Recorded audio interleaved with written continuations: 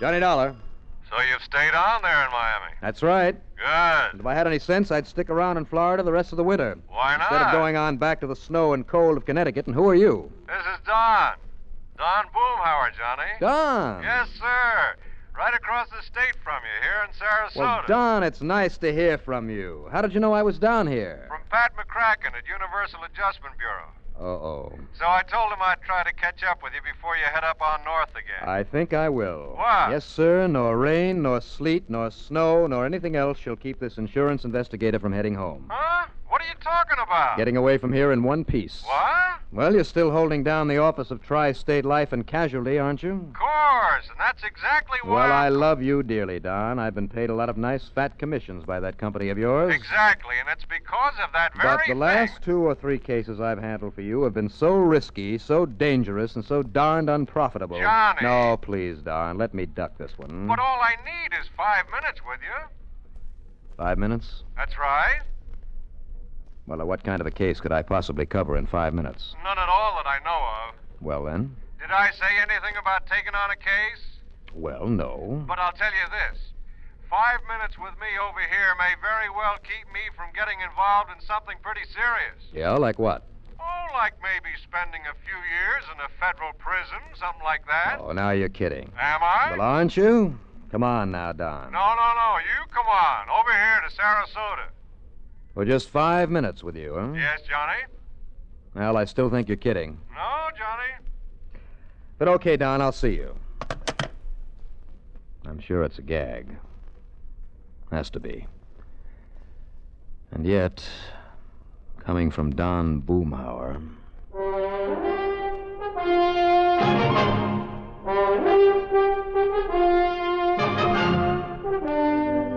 CBS Radio brings you Bob Reddick in the exciting adventures of the man with the action-packed expense account, America's fabulous freelance insurance investigator. Yours truly, Johnny Dollar.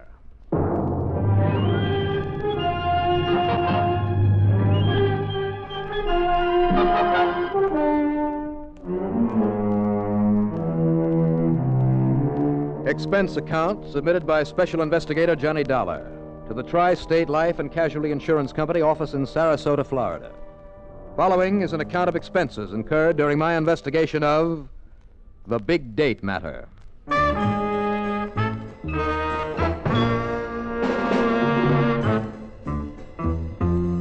Expense account item 1, 2020, plane fare, tips and taxi.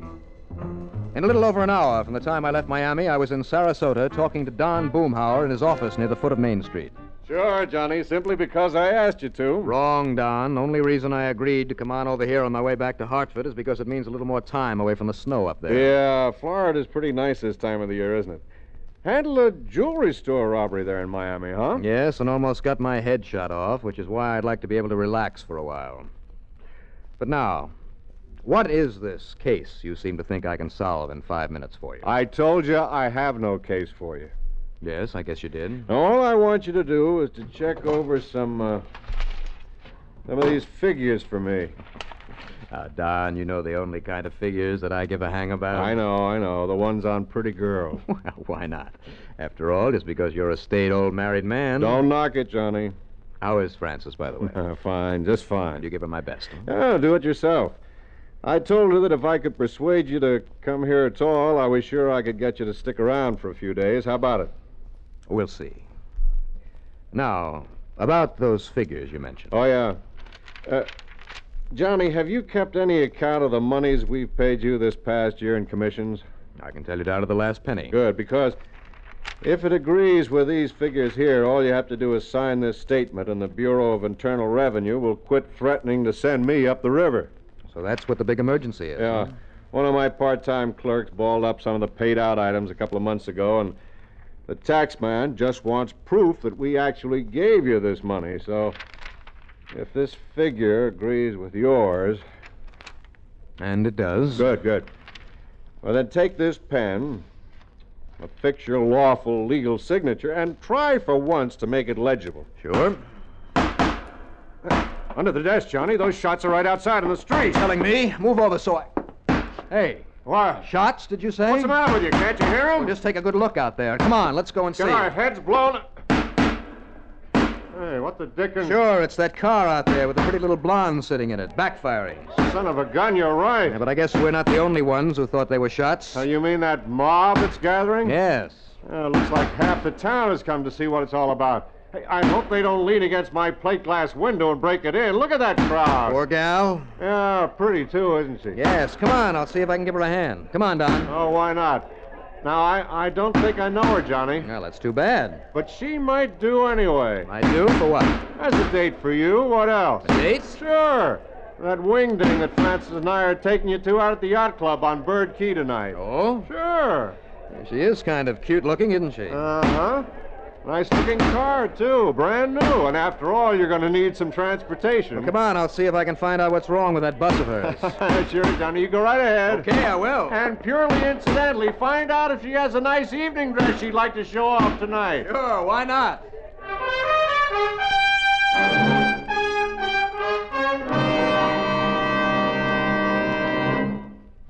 A number of years ago, it was said that, in spite of the large population of this planet, men and women remain the most inaccessible things on it. Today, we see this lack of understanding among peoples of the world reflected in headline stories. But it isn't because the people of the world are enemies. All people want to be friends. Long before the termination of World War II, Reverend Eugene Wood, a Methodist minister from Oceanside, California, went into a Scottsdale, Arizona camp where German prisoners of war were interned and offered his services to the imprisoned men. Among other things, Reverend Wood taught the men English, and he taught them about the United States of America. During the following years, after the men had been repatriated to their native Germany, nearly half of the internees corresponded frequently with Reverend Wood. Those men expressed a unique understanding of the people and the country of the United States of America. This great feeling of friendship and understanding prompted the minister to make a pilgrimage to Europe to seek out the men he had befriended in the prisoner of war camp in Arizona. This gesture on Reverend Wood's part gained him a fantastic welcome everywhere he went. In all the places he visited, he spread the gospel of love and friendship and had it returned to him. There were no enemies, only men with the love of freedom, the right of all men.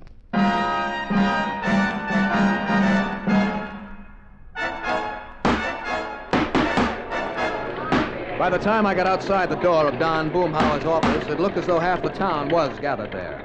By the time I got to the car where the cute little blonde gal was fighting the ignition switch to cut the engine, stop it from backfiring, 3/4 of the town was present, including the merchants and customers from all the stores and cafes and hotels there on Main Street. The folks had come to see the fun and, of course, offer all kinds of unhelpful suggestions. Well, don't just stand there, please. Can't you help me get this thing stopped? Well, can't you turn off that switch? I mean, the ignition key? No, and I've already broken 2 fingernails trying Well, to. all right, then. Pull the release for the hood. The what? Under the dash, there to the left of the steering post. You see it? Oh, this? This little handle? That's it. Give it a pull so I can go around to the front and raise the hood. Oh, now what good'll that do? Oh, that awful noise. Well, if I get the hood open, I can pull a wire off the distributor and stop the engine. Distributor? What's the distributor? Just pull on that little handle.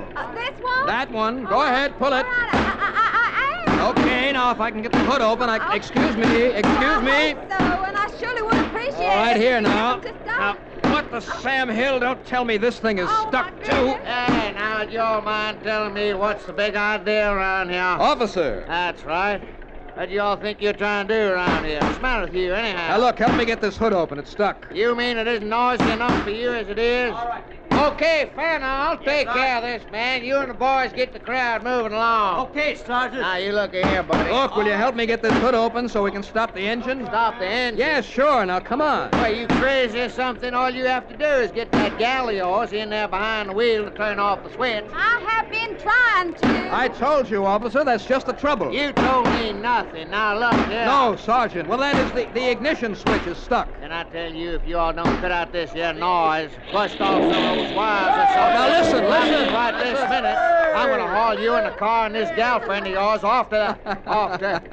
Oh, yes, it's stopped. Oh. Well, that's that. Oh, it is, huh?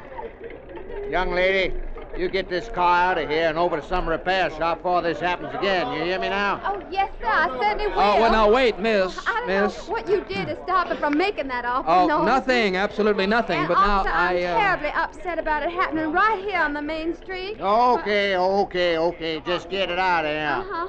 Vanna. Yeah? Clear this crowd off the street. Right, Thanks awfully. Oh, my pleasure. And maybe I'd better go along with you to make sure it doesn't do it again, Oh, huh? no, it runs fine now, but thanks anyway. Hey, did I tell you to get this thing out of here? Yes, sir. Right away, officer. Oh, no, wait, please. Wait, nothing. You go on, miss. Yes, sir. Bye. Look, listen, I just want... Miss. The only thing you want to do is keep out of jail. Officer. The idea of letting that thing backfire out here on Main Street. What do you think I had anything to do with it? If I had any sense, I'd lock you up right now. Oh, now, wait a minute, officer. Go on, get on your way. I don't know who you are, and the only way I'm going to find out is by putting your name on the blotter at headquarters for disturbing the peace. What? And I'm going to do just that unless you make yourself mighty scarce around here in a hurry. Now go on. Oh, now, look here, will you? Don't bother me. Vanna, I guess you can all go on back to your regular beat again. Okay, Sergeant. All right, you men. Well, I guess Go back to that's your that. regular beats now. Scout O'Connor, we'll do it. Okay. Well, it doesn't look as though you did too well, Johnny. Well, I didn't really have a chance to talk to her. That's too bad. Yes, it is. 'Cause she's a living doll, all right. Are you sure you don't know who she is, Don? No, sorry. But don't worry, Johnny. I'll round you up some kind of a date for the affair at the club. Now, let's see. Maybe Bill Hall knows somebody nicer. Forster Harmon. What's the matter? Hmm? I said, what's the matter? Oh, nothing. I was just thinking. Oh. And I'll bet she dances like a dream. I wonder what her name is. No, we'll never know, I'm afraid. Now, don't bank on that. But now, if you'll just sign this statement that you came over here to sign. Oh, sure. Here, use this pen. All right. There you are. Legible, too. Now I'll call Frances and tell her that you're staying over with us. If only I'd noticed the license on her car. Then I'll see what charming, good-looking girl around this town is available. But I doubt if even the police And did. would like the famous Johnny Dollar for a date tonight. Obviously, that one cop didn't know her. What? Hardly dare to ask him anyway. Johnny. Which means that probably none of the other police who were there would be of any help either. What are you talking about? That girl, my date for tonight. Oh, now, Johnny, I was only kidding about her. Well, I'm not. But you don't even know her. I will. And chances are that if you should find her and proposition her for a date, you'd get your handsome face slapped. I'll risk it. Yeah? What if she turns out to be somebody's wife? No wedding ring. Oh, you did notice that. I noticed that, among other things. But how are you going to find her? Well, if she's still here in Sarasota, if she lives here... Oh, now, Johnny, this is all a little... Okay, go ahead and find her. How? Well, I have an idea. Yeah? What? May I borrow your car for a little while? Sure. Here, help yourself. Okay. When do I see you again? Now, just give me a little time. All you want. Up until dinner time, when you'll have to pick me up here. Now what? Yes, I see. Stopping at that jewelry store across the street. Here comes another prowl car from the other end of the... Uh-oh, Johnny. Yeah, I see him. Same policeman you were arguing with a few minutes ago. Only why is he coming in here? I'm sure I don't know. Officer. All right now, Buster. What? Just put up your hands so I can slip these cuffs on you. Sorry, Mr. Boomhound. What are you talking about? You think I don't know now what you all were up to out there, you and that gal? What? Creating all that disturbance out in the street with that backfiring car? Now, officer. So as to draw the crowd so as your Confederate could have a clear field to rob that jewelry store across the street? Put out your hands, sir. Oh, now hold everything. That store was robbed while the mob was gathered around the car? Thanks to this man's diversionary tactics, somebody walked out with must have been $60,000 or $70,000 worth of watches and pins and rings and everything. So they called us up. I wrote the insurance on that store. Now, if you don't want to come along peaceful, mister. Oh, now, whoa, now. Yeah? Yes, officer, wait. What's that, Mr. Boomhound? Well, don't you know this man? This is Johnny Dollar. Johnny Dollar. That's right. Y'all mean that freelance insure? Well, you mean the friend of the lieutenant that comes down here now and then to... This here's Johnny Dollar? Here, officer. My credentials. I've known him for years, officer. He's Johnny Dollar, all right. Yeah, and these papers all look... Yeah, but if he was out there by that car... So, Don, you insured that store, huh? Does that mean I'm on expense account as of now? As of now. Yeah, well, now... Fine. And as long as I have the keys to your car, well, I'll see you later. Yeah, now, you wait a minute, mister. Yeah? Unless I can get Lieutenant Phillips to identify you. Oh, he'll be glad to, I'm sure. Yeah, now, you all wait. You're the only suspect I got. Oh, no, you haven't.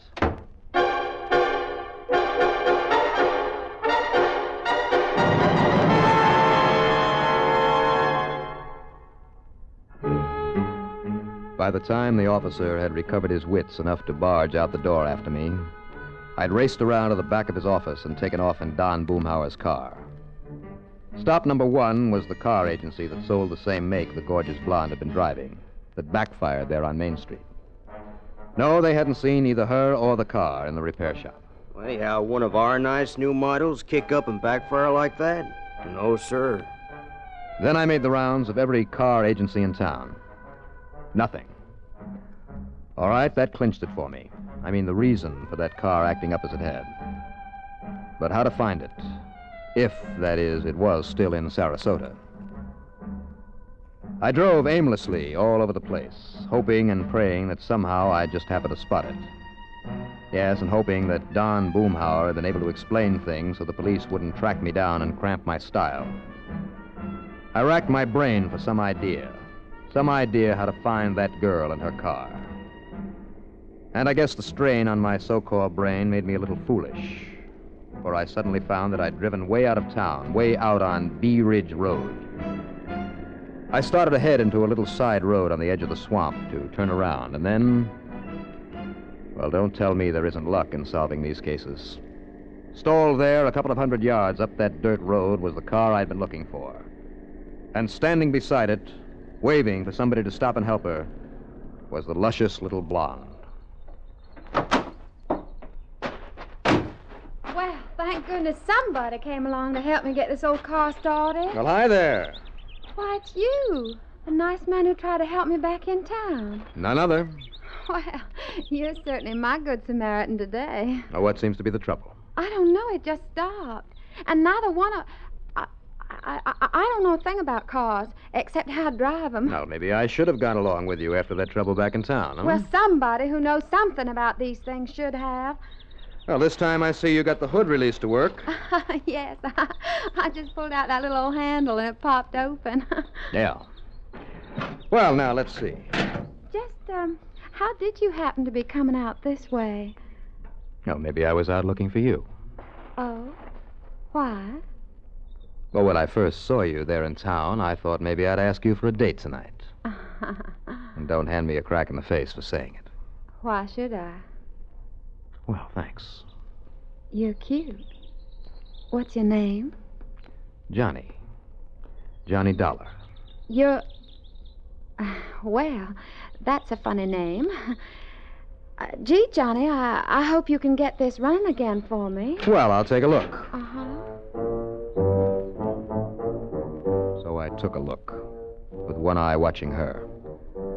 But she didn't make a move, just stood there smiling.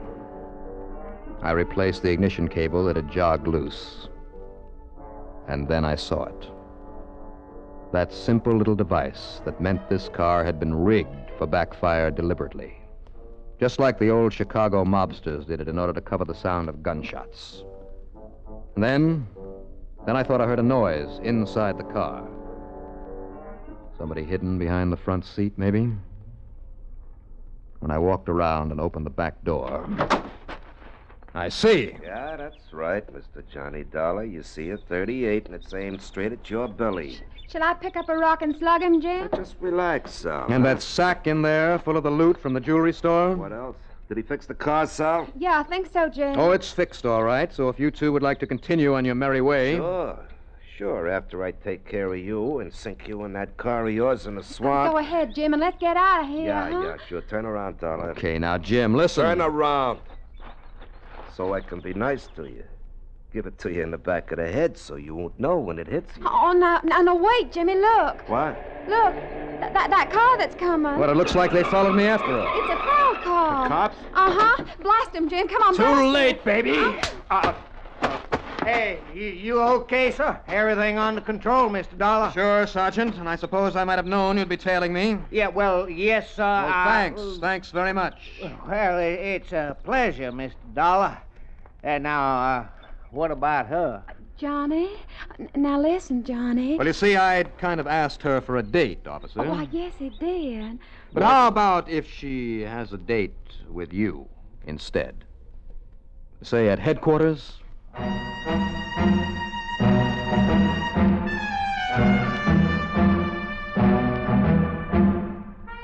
So, thanks to sheer luck and clean living, of course, I'll pick up a commission on the recovery of all that jewelry.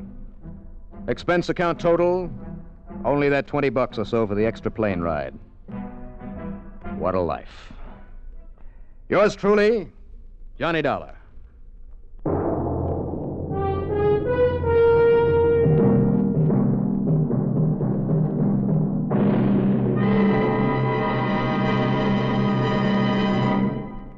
They say that clothes make the man. A smart-looking uniform can do even more. And oddly enough, military uniforms usually have been patterned after the civilian clothes of the day, with some pretty fancy additions, of course. The buckskin-clad rifleman soldier of 1775 was dressed the same as the frontier trapper.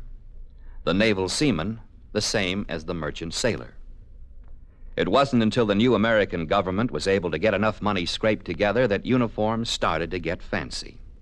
But the uniforms weren't really uniform. The infantry had one color combination, and the artillery had another. Even most regiments were dressed differently. Some uniforms were blue and white. Some were red and white. And others were red, white, and blue. Oh, yes, it looked like a pretty patriotic army. But each man also made an excellent target. It was more than 100 years before it was decided that all the frills and colors, plumes and gold braid would make a better dress uniform than fighting clothes. As battle tactics and weapons changed, so did the uniforms. Today, the American fighting man has a greater chance of survival in a uniform that blends with nature. And it's a uniform to be proud of for the great American heritage it represents.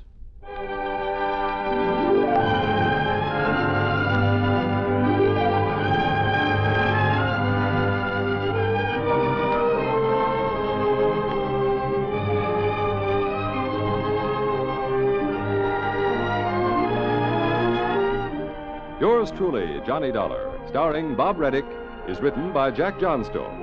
Produced and directed by Bruno Zerato, Jr. Musical supervision by Ethel Huber. Heard in our cast were Madeline Sherwood as Sally, Robert Dryden as the Sergeant, Carl Frank as Don Boomhauer, Larry Haynes as Jim, and Larry Robinson as the car dealer.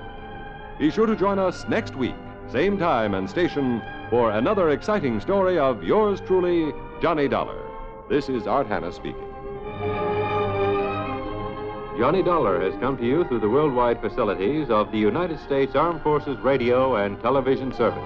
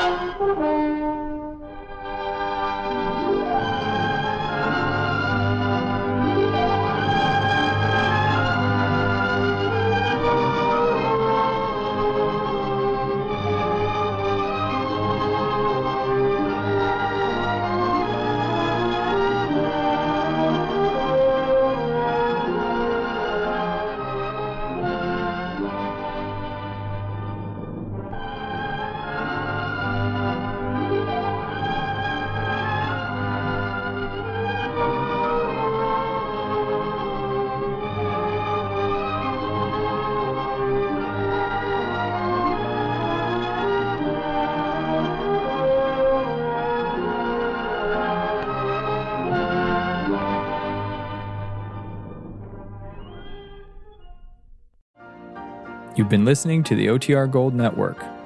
Find more classic radio at otrgold.com.